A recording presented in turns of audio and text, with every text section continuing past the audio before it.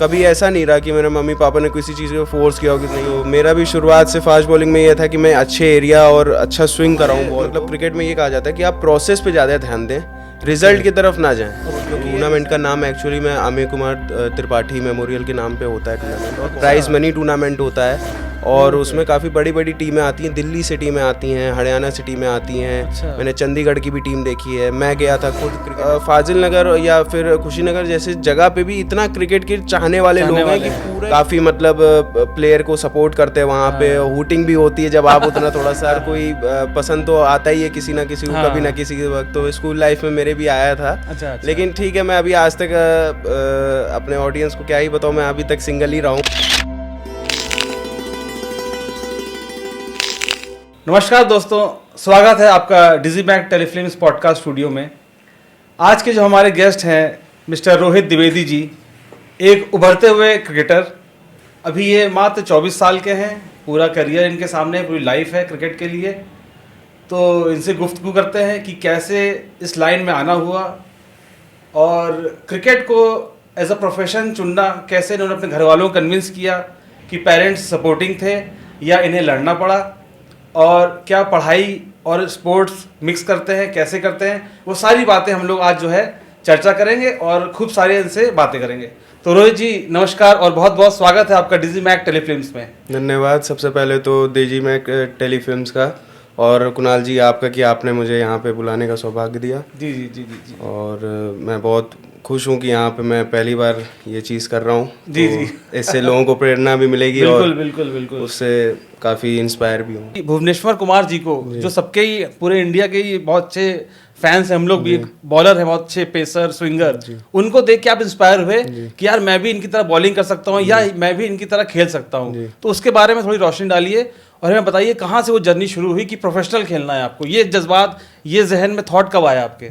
सबसे पहले तो वैसे तो हर क्रिकेटर, हर छोटा क्रिकेटर स्ट्रीट से ही शुरू करता है, वो अपने गली क्रिकेट से ही स्टार्ट करता है। जी। लेकिन मैं एक्चुअली में जब मैं ग्राउंड में खेलता था तो मैं घर में भी खेलने लगता था। तो मेरे पापा ने इस चीज़ को बड़ा इंस्पायर किया कि तुम्हें एकेडमी जाना चाहिए, वहाँ जाके प्रैक्टिस करो। तो जब मैं एकेडमी गया, वहाँ प्रैक्टिस करना शुरू किया, तो मेरे जो कोचेस थे तो उन्होंने बताया कि नहीं, काफ़ी स्कोप है, टैलेंट है इसके में, लगा रहता है, मेहनत करता रहता है। तो उसके बाद फिर मैंने ऐसे ही मैचेस आ रहे थे, इंडिया वर्सेस पाकिस्तान, जब मैंने भूवी भैया को पहली बार उसमें देखा खेलते हुए, उन्होंने पाकिस्तान के अगेंस्ट किया था। तो मेरा भी शुरुआत से फास्ट बॉलिंग में ये था कि मैं अच्छे एरिया और अच्छा स्विंग कराऊं बॉल को। तो जब मैंने इनको पहली बार देखा वहाँ पे टीवी में, तो मुझे एक प्रेरणा मिली कि एक स्विंग बॉलर कैसे डैमेज कर सकता है। और पाकिस्तान के खिलाफ जिस तरह उनका डेब्यू, वो तो कोई नहीं भूला है। सही बात है। तो उस चीज़ का जब मैंने देखा तो मुझे बहुत इंस्पायर हुआ कि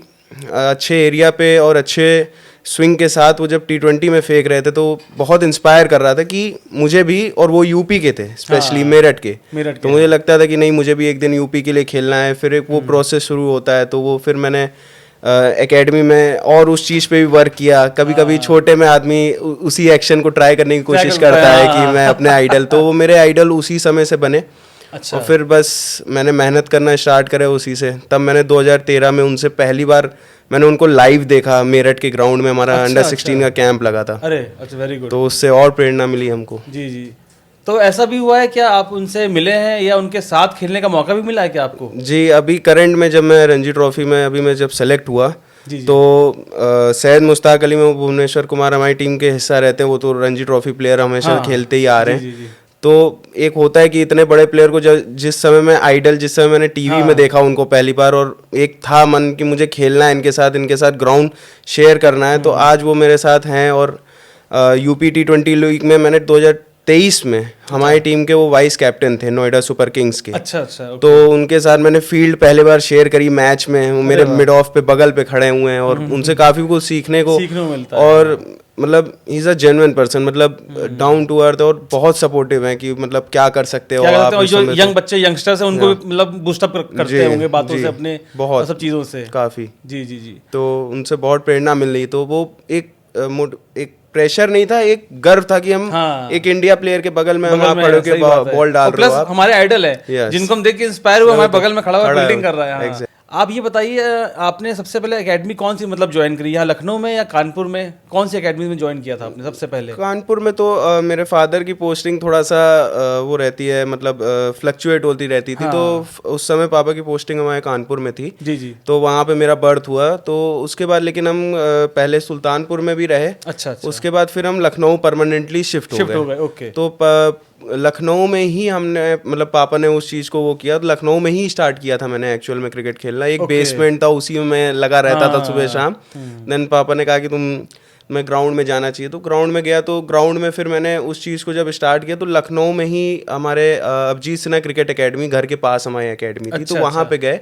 अभिजीत सिन्हा सर वहाँ पे हैं, हमारे मिस्टर अभिजीत सिन्हा सर। जी जी जी। तो उन्होंने मुझे मतलब देखा, उन्होंने ही हमारे पापा से बोला कि नहीं। फिर 2013 में ही मैंने अंडर 14 का ट्रायल दिया था। अच्छा। तो सेलेक्टर्स ने मुझे काफ़ी बैक किया, मतलब उन्होंने ही सेलेक्ट किया मुझे। कानपुर में ही ट्रायल्स होते हैं, यूपीसीए का वहाँ पे एसोसिएशन वहीं पे है कानपुर में। तो उन्होंने बैक किया, अंडर 14 में खेला उसी साल। तो मेरा जर्नी वहीं से शुरू हुआ। जब स्टेट में मैं अपने आप मेहनत करके से अब सेलेक्ट हुआ, तो वही चीज़ उन पापा को लगी कि नहीं, इसमें भी स्कोप है। और मेरे पापा ने काफ़ी बैक किया उसमें। मतलब फैमिली सपोर्ट मिला आपको? मम्मी पढ़ाई पापा के ने ऊपर काफी प्रेशर नहीं था कि कहाँ खेलो, क्रिकेट खेलो। एग्जैक्टली, क्योंकि उन्होंने यही कहा कि जब अंडर 14 में अपने आप सेलेक्ट हुआ, और लकली मेरी परफॉर्मेंस भी अच्छी हुई थी। उसमें 4 मैचेस में मैंने 10 विकेट लिए थे, तो काफ़ी उसमें। तो फिर अंडर 16 भी मेरा नेक्स्ट ईयर हो गया था, जब मैंने भूवी भैया को, जब वहाँ कैंप लगा था मेरठ में, तब पहली बार देखा था। तो और उसी से प्रेरणा मिली। तो कभी ऐसा नहीं रहा कि मेरे मम्मी पापा ने किसी चीज़ को फोर्स किया हो कि नहीं पढ़ाई पे ध्यान दो, ये नहीं, कभी नहीं। उन्होंने हमेशा से मुझे बैक किया, फुल सपोर्ट किया। उसको अपना प्रोफेशन चुन सकते हो। चुन सकते हो। अरे वाह, बहुत बढ़िया। अच्छा, एक क्वेश्चन मेरे अभी जहन में आया, आप जो जवाब दे रहे थे उसमें ये बताइए हमें कि जैसे आप जब एकेडमी गए या अंडर 14 किया, तो आप हमेशा से बॉलर बनना चाहते थे? जैसे आपने बताया भुवनेश्वर कुमार जी आपके आइडल थे, तो वहाँ पे क्या कोचेस ने या उन्होंने ऐसा कुछ कहा कि नहीं तुम बॉलर नहीं, तुम बैट्समैन बनो, ऐसा कुछ कभी आया? ऐसा तुम्हें बॉलर के लिए ही आपको उन्होंने ट्रेन किया, ऐसे कहा? नहीं, ऐसा कुछ कहा नहीं। बच्चों ने सुना है कि एज अ बॉलर जाते हैं, लेकिन एज अ बैट्समैन बनने का नहीं, तुम्हारे अंदर बैटिंग टैलेंट अच्छा है, तुम बॉलिंग छोड़ो, बैटिंग पे ध्यान दो, ऐसा भी सुनने में आता है। ऐसा होता है छोटे में, क्योंकि छोटे में तो मैं अंडर 14 की बात कर रहा हूँ, बच्चे ये छोटे ही होते हैं। बच्चों में सब ये रहता है कि मैं सब कुछ ट्राई करूंगा, लेकिन मेरा ऐसा नहीं था। कि मेरा थोड़ा सा कंफ्यूजन थी, लेकिन मैं फास्ट बॉलिंग पे ही था, क्योंकि मेरा एरिया अच्छा था। अच्छा। मुझे ऐसा लगता था, और कोचेस भी कहते थे तुम्हारा एरिया अच्छा है, तो तुम इसमें ही वो करना चाहिए। तो मैं इसी में मेहनत करता गया। हालांकि मैं थोड़ा था कि स्पिनर बन जाऊं। बैटिंग का मेरा है, मैंने बैटिंग करी है, middle order, lower middle order batsman हूं मैं, और ऑलराउंडर की श्रेणी में आता हूं। लेकिन मेन मेरा फोकस बॉलिंग में रहा कि मैं फास्ट बॉलर बनूं, ताकि आगे चल के मैं फास्ट बॉलर से अपने मतलब चाहते हैं कि आप बने। जी, स्टेट लेवल को कंट्रीब्यूट कर पाऊं, इंडिया लेवल पे कंट्रीब्यूट कर पाऊं। जी। तो फास्ट बॉलर का ही था शुरुआत से। एक सवाल हमें रोहित जी और बताइए आप, ये इंडियन टीम सबका ड्रीम होता है खेलना, मतलब फाइनल डेस्टिनेशन होता है कि इंडियन टीम को हम मतलब देश को रिप्रेजेंट करें और मतलब हम लोग खेलें। तो वो आप जर्नी बताइए, वो जैसे जो बच्चा आपसे भी जो जूनियर है, छोटे हैं, अगर जिसको इंडियन टीम एम करनी है, इसके दिमाग में कि हमें इंडिया के लिए खेलना है, तो वो क्या प्रोसेस है, वो थोड़ा प्रोसेस समझाइए। मतलब कैसे सिलेक्शन होता है, कैसे क्या होता है, फाइनली एक कोई भी प्लेयर इंडियन टीम में आता कैसे है, इसके बारे में हमें थोड़ा बताइए दर्शकों को। देखिए, इसका सबसे पहला प्रोसेस तो मेरे जो मैंने अपनाया है इतने 15 साल के मेरे करियर में, क्रिकेटिंग करियर में, सबसे पहला तो डिसिप्लिन है कि आप कैसा डिसिप्लिन मेंटेन करते हो शुरुआत से ही। जब आप इस फील्ड में घुस गए, इस प्रोफेशन में घुस गए, तो सबसे पहले डिसिप्लिन, मेहनत का कोई तोड़ नहीं है। टाइम से हर चीज करने का कोई शॉर्टकट नहीं है। एक प्रोसेस होता है। प्रोसेस हमारे मतलब क्रिकेट में ये कहा जाता है कि आप प्रोसेस पे ज़्यादा ध्यान दें, रिजल्ट की तरफ ना जाएं, क्योंकि ये रिजल्ट ओरिएंटेड गेम नहीं रहा है। क्योंकि आप लेकिन आपके हाथ में क्या है, आपके हाथ में प्रोसेस, आप सही डायरेक्शन में मेहनत कर रहे हैं कि नहीं कर रहे हैं। आपको बहुत जैसे मेरे साथ भी हुआ ये कि मैं 14 खेला, 16 खेला और अपने उम्र में खेला। उसके बाद मेरा गैप हुआ, ऐसा नहीं हुआ कि मैं लगातार खेलता गया, गैप हुआ, स्ट्रगल टाइम आया, अंडर 19 में नहीं खेला, लेकिन कैंप्स मैंने किए। तो एक वो भी आता है माइंड में, थोड़ा सा डाउट्स आते हैं कि यार ऐसा क्या हो गया 19 में आके कि नहीं। लेकिन आप अगर मेहनत कर रहे हो, आप अगर सही डायरेक्शन में प्रोसेस कर रहे हो, तो आपको वो मन में नेगेटिव नहीं आना चाहिए। आपको ये होना चाहिए कि ठीक है, मैं यहाँ आ रहा हूँ, मैं एक ही स्टेप दूर हूँ, कुछ रह रहा होगा, मैं उसको वो मेहनत करके, शॉर्टकमिंग्स हैं या जो कमियां हैं उस पे काम करें हम लोग, उसके काम करके उस पे मेहनत पे हम वो काम कर लेंगे, ताकि हम आगे जाके, और कभी भी छोड़ना नहीं। मेरा ये रहा है कभी भी कि आप कोई भी काम कर रहे हो, चाहे वो क्रिकेट का हो, चाहे पढ़ाई का हो, किसी भी का भी हो, लेकिन आपको एंड तक जाना है। आपको जब आप कोई भी चीज़ छोड़ो, मैं कह रहा हूँ अगर आपको कोई दूसरा काम भी पकड़ना है तो आपके मन में कभी ये नहीं होना चाहिए कि मैंने अपना फुल ट्राई नहीं किया, मैंने फुल अपना नहीं दिया। कल आप अपने आप से उठ के ये सवाल नहीं पूछ सकते कि अरे यार काश मैं वहाँ चला जाता, हो सकता है मुझे वहाँ अपॉर्चुनिटी, अरे यार ये चीज़ रह गई थी, ये कर लिया होता। आप पूरा ट्राई करो, आप हर चीज़ ट्राई करो, सारे एफर्ट्स करने चाहिए। तो इंडिया लेवल पे जो जैसे मैं वही बता रहा हूँ कि जैसे अभी मैं रणजी ट्रॉफी टीम में हूँ, तो जो मैं इंडिया टीम के प्लेयर्स, जैसे हमारे टीम में अभी रिंकू भाई हैं, भूवी भैया हैं, इंडिया प्लेयर्स के काफ़ी उसमें प्लेयर्स हैं, तो उनके बैट से यही मैच्योरिटी आती है कि आप अपना काम करते जाइए, प्रोसेस, आप रिजल्ट का मत करिए। अगर आप रिजल्ट के पीछे भागोगे तो आपका फिर वो प्रोसेस कहीं ना कहीं बिगड़ेगा। और कंपैरिजन, आपके अंदर कोई ना कोई खूबी होती है, हर किसी के अंदर कोई ना कोई खूबी होती है, ठीक बात है। उस चीज को पहचानने की बहुत जरूरत है और अपने कमियों पे सिर्फ काम करना है आपको। आप दूसरे से नहीं, अरे वो इतना अच्छा चौका छक्का मार रहा है, मैं कैसे नहीं मार पा रहा हूँ। हो सकता है आपके अंदर कुछ और एबिलिटी हो, उस चौका छक्का मारने की कोई और एबिलिटी हो, तो आप वो प्रैक्टिस करके उस मेहनत से स्टेप बाय स्टेप बढ़ के आप इंडिया के करीब पहुंच सकते हो। सही बात है, हार नहीं माननी है, क्योंकि इंडिया का जैसे क्रिकेटरों के जो उस लेवल पे होते हैं तो बहुत आता है, बहुत फ्लक्चुएशन आते हैं कि अरे यार वो अंडर 16 की उम्र में इंडिया खेल गया, अंडर 19 की उम्र में इंडिया खेल गया, मैं 25 साल का हो गया। मैं वहीं पे एग्जांपल देता हूँ आपको, महेंद्र सिंह धोनी का, वो 19 इंडिया नहीं खेले हैं, वो दिलीप ट्रॉफी उनने मैच छूट गया था उनसे, तो बहुत इंडिया 2023 23 के साल की उम्र में, 24 साल की उम्र में उन्होंने इंडिया डेब्यू किया, जबकि युवराज सिंह उन्हीं के साथ के, मोहम्मद कैफ उन्हीं के साथ के, सब पहले ही खेल चुके थे, वर्ल्ड कप खेल चुके थे, वो बैठ के देख रहे। तो इसका ये मतलब नहीं कि उनके अंदर कैपेबिलिटी नहीं थी या वो खेल नहीं सकते थे, लेकिन एक होता है थोड़ा डेस्टिनी भी चीज होती है कि उनको प्रिपेयर किया जाता था किसी बड़ी चीज के लिए। तो वो भी आप, अब धोनी को कौन मैं यहाँ पे नहीं बोल सकता है, वो तो सबके वो हैं। सही बात है। तो मुझे लगता है कि इंडिया का ग्लोबल भी जो भी देखता है क्रिकेट, वो सबके फैन तो है धोनी जी के। हाँ रोहित जी, आपने बताया कि 2013-14 में आपने अंडर 14 खेला, तो इसके बारे में थोड़ा बताइए कि मतलब आप सरप्राइज हो गए थे इसमें सिलेक्शन हो गया आपका, या कैसे आपको जाने का मौका मिला इसमें, कैसे सोचा आपने कि जाना अंडर 14 में? जी, सबसे पहले तो जब मैं एकेडमी में गया, जैसे मेरे कोचेस ने बताया कि टैलेंट है, तो उन्होंने फिर बोला कि ऐसे ऐसे ट्रायल्स होते हैं। पहले मुझे कुछ नहीं पता था इस बारे में, तो उन्होंने बताया कि ऐसे ट्रायल्स होते हैं, पहले डिस्ट्रिक्ट होता है, फिर जोन होता है, देन फिर आप कानपुर में जाते हो, फिर वहाँ ट्रायल मैचेस होते हैं, फिर आपका स्टेट कैंप लगता है। तो उन्होंने कहा कि ठीक है, तो मैंने फिर ट्रायल्स दिए, यहाँ मुझे डिस्ट्रिक्ट से भेजा गया, फिर मैं कानपुर में गया, तो कानपुर में सेलेक्टरों ने काफ़ी पसंद किया मुझे, तो उन्होंने कैंप में डाला, कैंप में मैचेस हुए, तो उसमें परफॉर्मेंस के बेस पे अंडर 14 में उन्होंने मुझे सेलेक्ट किया मैचेस के लिए। बहुत बढ़िया। फिर उसके बाद अपने अंडर 16 में खेला, मतलब 14-15 में? जी, मतलब उसके बाद ही ये स्टेप आता है। अंडर 14 के परफॉर्मेंस के बेस पे उन्होंने अंडर 16 में मुझे कैंप में डाला। उसमें ट्रायल मैचेस भी हुए, ट्रायल मैचेस में उसमें भी अच्छा परफॉर्म होगा, और उसके बाद फिर मुझे उन्होंने अंडर 16 के कैंप में डाला, एंड देन फिर अंडर 16 की जब टीम अनाउंस हुई तो अंडर 16 में मेरा सिलेक्शन हुआ। अच्छा, उसी मतलब नेक्स्ट ईयर ही हो गया था, 2013-14 में खेला था, 2014 दिसंबर में मेरा 16 में सिलेक्शन हो गया था। जी, ठीक।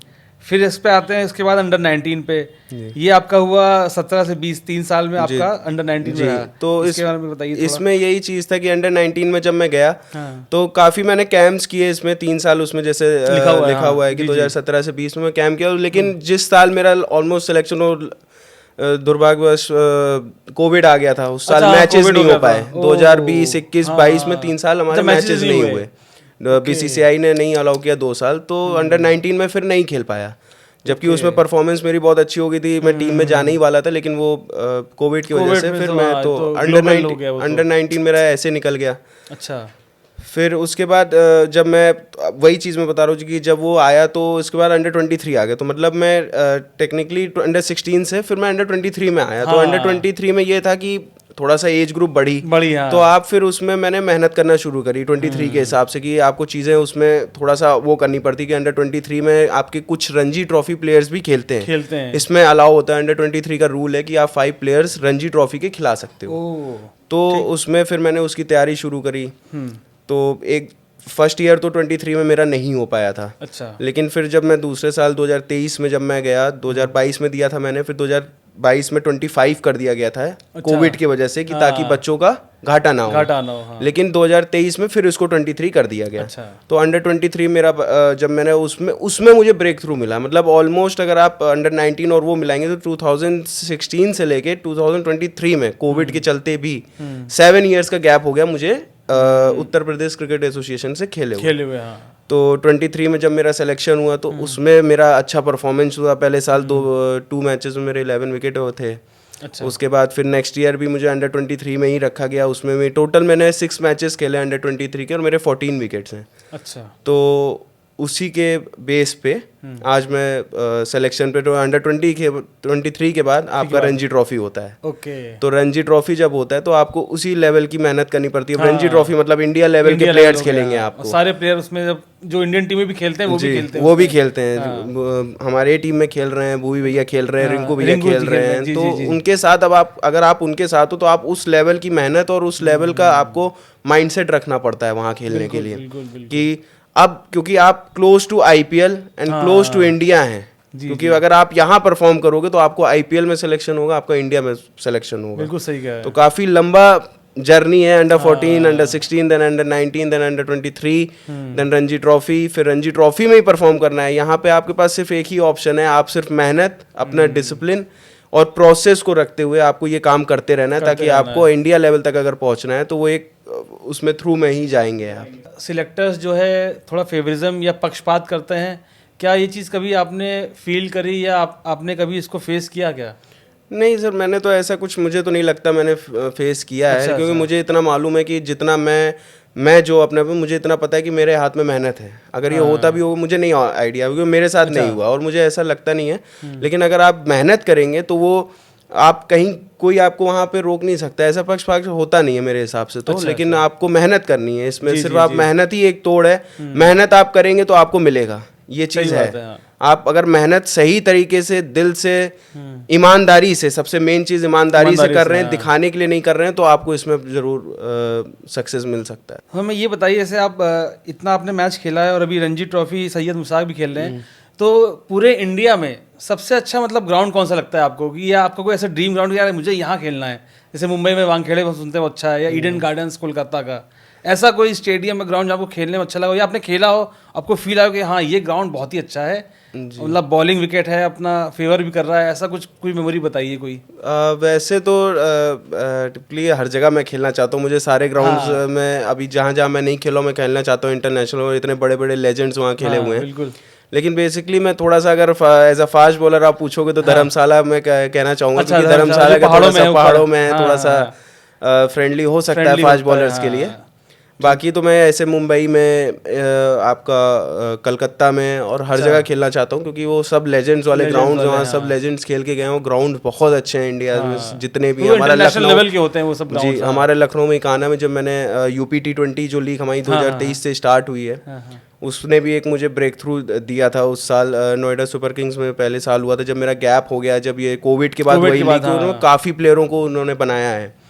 तो 2023 में जब मैं 2024 में जब मैंने इकाना में पहली बार मैच खेला था, तो मुझे वहाँ भी बहुत अच्छा फील हुआ था कि 2023 में हमारा होम ग्राउंड है एक तरह से लखनऊ में, तो बहुत अच्छा फील हुआ था। तो इंटरनेशनल ग्राउंड की फीलिंग, ग्रीन पार्क में खेलना, वो सब लेजेंड्स वहाँ पे खेल के गए, तो वो यही है। लेकिन बेसिकली अगर आप मुझसे पर्सनली पूछेंगे तो मैं धर्मशाला बोलना चाहूँगा, क्योंकि वो वहाँ का सुना है कि बहुत अच्छा रहता है। पहाड़ों में है, वहाँ बहुत अच्छी स्विंग विंग होती है, सही कह रहे हैं, बॉलर्स पैराडाइज कहते हैं उसे, कि बॉलर अगर वहाँ पे बॉलिंग कराए, जैसे आप बताया स्विंग भी कराते हैं, तो आपको बहुत अच्छा वहाँ पे फील होगा। रोहित जी, एक चीज़ बताइए, जैसे एक बैट्समैन जो होता है उसका ड्रीम होता है सेंचुरी मार दी, तो उसके लिए मतलब एक ड्रीम हो गया, तो ऐसे ही बॉलर्स ड्रीम होता है हैट्रिक लेना या 5 विकेट हॉल लेना, तो वो क्या आपने अभी तक अचीव किया है, या आपके भी अभी वो गोल में है कि यार मुझे लेना है हैट्रिक या 5 विकेट हॉल लेना है, या आप ले चुके हैं? इस बारे में थोड़ा बताइए। नहीं, एक्चुअली मैं क्लब के मैचेस में तो मैंने लिए हैं, काफ़ी लिए हैं। हैट्रिक्स तो मैंने कम से कम 4-5 बार ली है। अच्छा। और 5 विकेट्स हॉल मेरे काफ़ी रहे हैं। लेकिन मैं चाहूँगा कि जो सबसे बड़ा गोल होता है कि इंडियन टीम के लिए या हमारे जो आईपीएल टीम के लिए, उसमें जब आप हैट्रिक लेते हो या फिर उसमें 5 विकेट हॉल लेते हो, तो उसका एक अलग वो होता है। मेरे उत्तर प्रदेश क्रिकेट एसोसिएशन जिस टीम का मैं अभी हिस्सा हूँ उसके लिए मैं 5 विकेट हॉल लेके अगर मैं अपनी टीम को जिता पाऊँ तो वो उससे बड़ी खुशी नहीं हो सकती। क्लब्स के मैच में मैंने लिए हैं, मुझे एक्सपीरियंस है उस चीज़ का, तो वो खुशी भी होती है। आप क्लब के मैच को भी हम सीरियस तरीके से ही खेलते हैं क्योंकि हम वहीं से जाएंगे। तो वहाँ भी मैंने हैट्रिक ली है, 5 विकेट लिए, तो वो 5 विकेट और हैट्रिक का एक अलग ही रहता है, चाहे वो आप कहीं भी लो, चाहे वो क्लब के मैच में ले रहे हो, चाहे आप वो कहीं भी मैचेस में ले रहे हो। और दूसरा यही है कि जब आप हैट्रिक ले रहे हो, 5 विकेट्स ले रहे हो, तो अगर जैसे क्लब के मैचेस में, लोकल मैचेस में, थोड़ा सा ऑल इंडिया मैचेस में पब्लिक आती है, तो पब्लिक में उसमें ये रहता है कि वो काफ़ी उत्साहित होते हैं कि कोई हैट्रिक ले रहा है, जैसे हर 6 पे बजाते हैं। कहीं कहीं तो पब्लिक में मैंने देखा है कि आप मैच में जैसे आपने अपनी इनिंग कंप्लीट करी और आपने अच्छा परफॉर्म किया तो वो आके आपको कुछ गिफ्ट भी दे गए, हाथ में पकड़ा के। काफी ऐसी कई इंसिडेंट्स हुए हैं। अच्छा, आपके साथ भी हुए हैं क्या? हाँ, जैसे फाजिल नगर जो हमारा एक टूर्नामेंट होता है हमारे, कहाँ पे होता है ये? फाजिल नगर में होता है, कुशीनगर में। तो वहाँ पे ऐसा कई बार होता है कि आप अच्छा परफॉर्म करते हो तो काफी पीठ पे थपथपाते हैं और आपके जेब में कुछ वो डाल जाएंगे, पैसा डाल जाएंगे। मतलब ऑडियंस आके वहाँ पे डाल देती है ताकि आपको मतलब उनका एक तरह से उनका प्यार है, इंस्पिरेशन है और सिखाने का। सबसे बड़ी बात मुझे इतना वो लगता है कि फाजिल नगर या फिर कुशीनगर जैसी जगह पे भी इतना क्रिकेट के चाहने वाले लोग हैं कि पूरे क्राउड में लोग भरे रहते हैं। मतलब आप सोचो कि मतलब एक तरह से आपको एक फील होता है कि आप क्राउड के बीच में कैसे खेल रहे हो। और वो प्रेशर भी रहता है क्योंकि अगर आप अच्छा नहीं करोगे तो वो इंडियन क्राउड वोटिंग करेंगे, तो वो सब भी प्रेशर रहता है। तो वो एक एक्सपीरियंस भी होता है और काफी उत्साहित मिलता है कि आप यहाँ अच्छा करोगे तो आपको पब्लिक जो आपको एक बार को शायद ना जानती हो वहाँ पे आपको जानेगी। सही बात है, सही बात। रोहित जी, आपने अभी जैसे जिक्र किया कि फाजिल नगर में कोई टूर्नामेंट खेलता है, तो उसके बारे में थोड़ी डिटेल बताइए कि वो टूर्नामेंट किस लेवल का होता है, मतलब डोमेस्टिक लेवल का होता है या ऐसी लोकल लेवल का होता है, और क्या वहाँ भी क्राउड आती है? थोड़ा इसके बारे में थोड़ा और डिटेल में बताइए हमें। नहीं, एक्चुअली में जैसे वो ऑल इंडिया टूर्नामेंट होता है तो काफ़ी अच्छा लेवल होता है। टीमें हरियाणा से आती है और वो टूर्नामेंट का नाम एक्चुअली में अमेय कुमार त्रिपाठी मेमोरियल के नाम पे होता है टूर्नामेंट, और बहुत काफ़ी बड़ा टूर्नामेंट होता है। प्राइज मनी टूर्नामेंट होता है और उसमें काफ़ी बड़ी बड़ी टीमें आती हैं। दिल्ली से टीमें आती हैं, हरियाणा से टीमें आती हैं। मैंने चंडीगढ़ की भी टीम देखी है। मैं गया था खुद क्रिकेट एसोसिएशन लखनऊ, उसमें भाग लिया था, उसमें हम फाइनल तक पहुंचते हैं। तो काफ़ी, और यहाँ पे क्राउड में मैं वही बता रहा हूँ कि एक मतलब फाजिल नगर जैसी जगह पे जो बहुत उतनी बड़ी जगह नहीं, बहुत बड़ा शहर नहीं माना जाता है, लेकिन वहाँ पे इतना क्राउड देख के ऑलमोस्ट मुझे ऐसा लगता है कि जब मैं खेल रहा था उस समय ऑलमोस्ट 10 से 12 हज़ार क्राउड होगा उस ग्राउंड में। अरे बाप। और वो ग्राउंड मतलब बहुत अच्छा बनाया गया, छोटी सी जगह में बहुत अच्छा ग्राउंड बनाया गया और बहुत इंटरेस्ट के साथ लोग देखते हैं। काफी मतलब प्लेयर को सपोर्ट करते हैं वहाँ पे। हूटिंग भी होती है जब आप उतना थोड़ा सा उनकी खुद की भी टीम है वहाँ, फाजिल नगर की लोकल टीम भी रहती है, तो काफी सपोर्ट के लिए उनके मैच के अगेंस्ट जब हम खेलते हैं तो काफी क्राउड आता है। तो ये लगता है कि होम ग्राउंड एडवांटेज है उनको, तो वो काफी मतलब अच्छे स्तर पे वो टूर्नामेंट होता है। अच्छा, ये मतलब कब होता है इसका, मतलब टूर्नामेंट कब होता है और कितने दिन चलता है? ये दिसंबर में होता है, ये 6 डेज के लिए चलता है। और हमारे मिस्टर अजय त्रिपाठी जी इनको इस टूर्नामेंट को ऑर्गेनाइज कराते पूरे तरीके से। काफ़ी बड़े स्तर पे ये टूर्नामेंट होता है, इसकी प्राइज मनी भी काफ़ी है। तो बाहर से जो प्लेयर्स आते हैं तो बड़े, मैंने वहाँ पे आपके ये रणजी ट्रॉफी प्लेयर्स भी खेलते हुए देखे हैं और इंडिया प्लेयर्स भी खेलते हुए देखे हैं। तो काफ़ी इंस्पायर भी करता है वहाँ के भी बच्चों को कि आप भी यहाँ से उठ के जा सकते हो, खेल सकते हो। रोहित जी, ये टूर्नामेंट जो आपने बताया फाजिल नगर वाला, ये दिसंबर में कब होता है, मतलब थोड़ा दर्शकों को बताइए। जी, ये वैसे 20-21 से शुरू होता है और उसमें अभी ये इस साल भी 20 तारीख से शुरू होने जा रहा है, जहाँ तक हमारे एसोसिएशन से आया था। वो तो अभी हमारा जो विजय हजारे का कैंप है, जो वनडे कैंप है, अभी अगर उसमें कॉल मेरा आएगा तो अभी देखते हैं कि मैं उसमें जा सकता हूँ कि नहीं जा सकता हूँ। तो वैसे तो हमारा क्रिकेट एसोसिएशन लखनऊ उसमें जाता है। जी। और काफ़ी मतलब वही है, 5-6 दिन चलता है वो, 6 डेज का टूर्नामेंट होता है वो। तो काफ़ी अब वो तो देखते हैं कि अब जब कॉल आएगा तो फिर हम जा पाते हैं कि नहीं जा पाते। जैसे आपका पर्सनल फेवरेट क्या, मतलब विजय हजारे या वो वाला टूर्नामेंट? नहीं सर, अब वो तो सर विजय हजारे तो सर रणजी ट्रॉफी का वो हो गया, तो सर वो तो वहाँ पे जाना सर ज़्यादा ज़रूरी है सर। वो तो उस पे सर हम सर जो वो मैचेस भी खेल रहे हैं फाजिल नगर के, सर वो भी हम इसी उसके लिए जाने के लिए ही प्रैक्टिस करके मैच खेल रहे हैं, क्योंकि वो सर वो तो रणजी ट्रॉफी वहाँ तो सर इंडिया लेवल के, तो सर वो तो अलग क्वेश्चन हो गया आपका सर, वो ऊपर थोड़ा मतलब प्रायोरिटी विजय हजारे जी तो जी, होती है। और जी जी जी। फर्स्ट लो, और इवन आप अगर वहां भी पूछेंगे किसी से, या जो अजय त्रिपाठी अंकल जो करा रहे हैं, आप उनसे पूछेंगे तो वो यही कहेंगे कि सर वहां पे जाने दीजिए उनको, क्योंकि वो मेन टूर्नामेंट है। आप देश को रिप्रेजेंट करना है आपको। जी, कभी कभी होता है कि जैसे हम फ्री हैं, इस महीने में फ्री हैं, तो ऑब्वियसली मैं वहाँ पे जाके खेलता हूँ, एक्सपीरियंस मिलता है।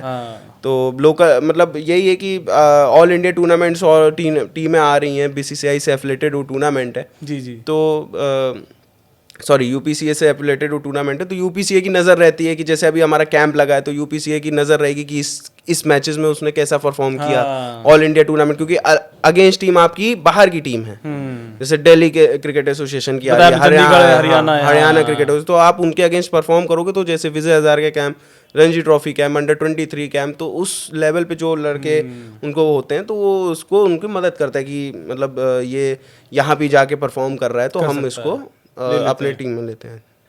रोहित जी बताइए, आपने जैसे भी बताया कि जब मैच खेलते हैं आप, तो ऑडियंस होती है उसमें हर तरह होता है, वो बूस्टअप भी करते हैं और कभी कभी जो है बुली भी करते हैं, तो उसमें क्या कोई फीमेल ऑडियंस भी होती है? कभी ऐसा कुछ आपका इंटरेक्शन हुआ, या आपकी लाइफ में कोई ऐसी महिला मित्र है जो आपको बूस्टअप करती हो पीछे से कि नहीं खेलो, सही है, लगे रहो, ऐसा कुछ है एंगल? वैसे तो ऑडियंस का तो पता नहीं, ऑडियंस में तो कैसा अभी ऐसा एक्सपीरियंस नहीं हुआ, क्योंकि ऑडियंस में तो ऐसा कोई एक्सपीरियंस नहीं हुआ, लेकिन हाँ रियल लाइफ में हर कोई पसंद तो आता ही है किसी ना किसी को, कभी ना किसी के वक्त। तो स्कूल लाइफ में मेरे भी आया था। अच्छा। लेकिन ठीक है, मैं अभी आज तक अपने ऑडियंस को क्या ही बताऊँ, मैं अभी तक सिंगल ही रहा हूँ पूरे लाइफ में। अच्छा। मैंने कभी उस चीज़ को वो नहीं किया।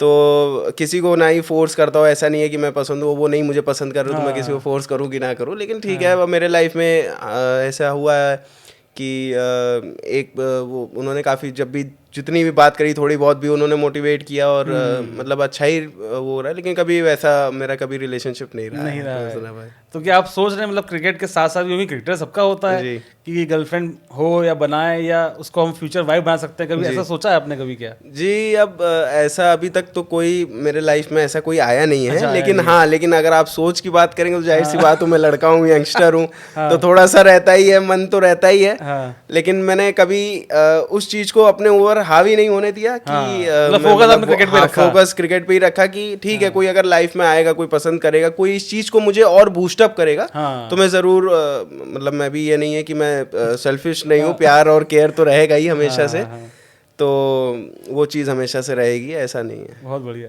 रोहित जी ये बताइए, उत्तर प्रदेश T20 भी हो रहा है 2023 से, आपने बताया, उसका थोड़ा जिक्र हुआ था, तो उसके बारे में थोड़ी रोशनी डालिए, थोड़ा बताइए उसमें क्या आपने खेला है किसी टीम से, और पूरा फॉर्मेट क्या है वो?